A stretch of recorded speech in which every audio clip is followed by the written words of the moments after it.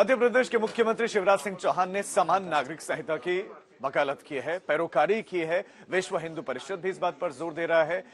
लेकिन दूसरी तरफ लव जिहाद के नारे भी एक तरफ बुलंद हो रहे हैं। मांग की जा रही है कि लव जिहाद को लेकर भी कानून बने। लेकिन सवाल यह है कि सब गुजरात चुनावों को लेकर क्या कोई बड़ा दांव तो नहीं है?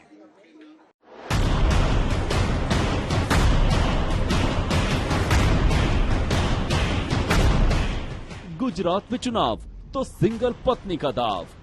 समान नागरिक संहिता, एक पत्नी रखने का अधिकार है तो एक ही पत्नी सबके लिए होनी चाहिए, फिर ज्यादा क्यों होना चाहिए। गुजरात में चुनाव तो लव जिहाद पर तनाव।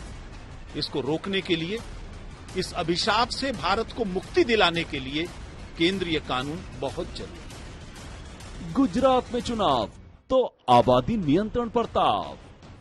एक कड़क कानून बनाने की जरूरत है जनसंख्या नियंत्रण के लिए। जो ना माने उसकी वोटिंग राइट समाप्त कर दी जानी चाहिए, उसको सरकारी सुविधाओं से वंचित करनी चाहिए।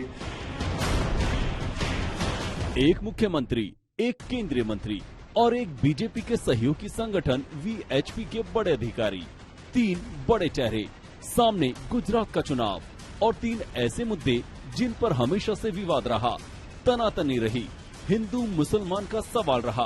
गौर से देखने वाली बात है, मध्य प्रदेश के मुख्यमंत्री शिवराज सिंह चौहान कह रहे हैं एक पत्नी का कानून लागू होना चाहिए, यानी समान नागरिक संहिता की वो पैरोकारी कर रहे हैं। वीएचपी के संयुक्त महासचिव सुरेंद्र जैन लव जिहाद पर पाबंदी का कानून बनाने की मांग कर रहे हैं और केंद्रीय मंत्री गिरिराज सिंह याद दिला रहे हैं कि वक्त आ गया है जब जनसंख्या पर नियंत्रण का कानून भी जल्द से जल्द बन जाए। तो सबसे पहले आपको मध्य प्रदेश के बड़वानी ले चलते हैं, जहां शिवराज चौहान एक कार्यक्रम में शामिल होते हैं और एक पत्नी वाले कानून की हिमायत करते हैं। मैं तो इस बात का पक्षधर हूं कि भारत में अब समय आ गया है कि एक समान नागरिक संहिता लागू होनी चाहिए। एक से ज्यादा शादी क्यों करे कोई? एक देश में दो विधान क्यों चलेगी? एक ही होना चाहिए। और मध्य प्रदेश में भी मैं कमेटी बना रहा हूं। समान नागरिक संहिता, एक पत्नी रखने का अधिकार है तो एक ही पत्नी सबके लिए होनी चाहिए। शिवराज के सिर पर पगड़ी थी, पहनावा भी आकर्षक था। मंच पर चहलकदमी करते हुए शिवराज ने बड़ा ऐलान कर दिया। मध्य प्रदेश में कमेटी बनाने की भी बात कर दी।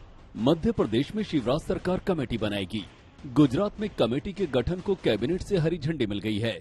उत्तराखंड में फाइनल ड्राफ्ट तैयार हो रहा है। हिमाचल में बीजेपी ने घोषणा पत्र में समान नागरिक कानून का वादा किया है। महाराष्ट्र में भी समान नागरिक कानून पर विचार हो रहा है। कर्नाटक में भी कानून लाने की तैयारी हो रही है। जो हमारी समिति बनी है गुजरात में यूनिफॉर्म सिविल कोड का, उस समिति का रिकमेंडेशन अक्षरशः हम लागू करेंगे। इसको हम पूरा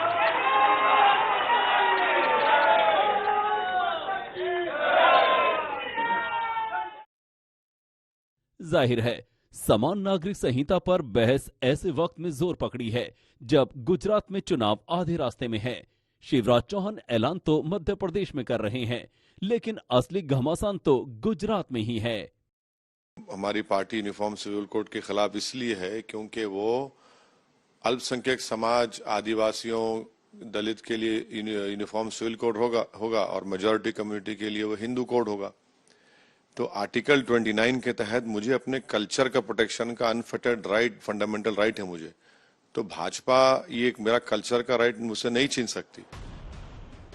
बेशक समान नागरिक संहिता बीजेपी के एजेंडे में रहा है, लेकिन अब इस पर बीजेपी दम लगा रही है और इसकी टाइमिंग भी ऐसी है जब गुजरात चुनाव आगे बढ़ रहा है।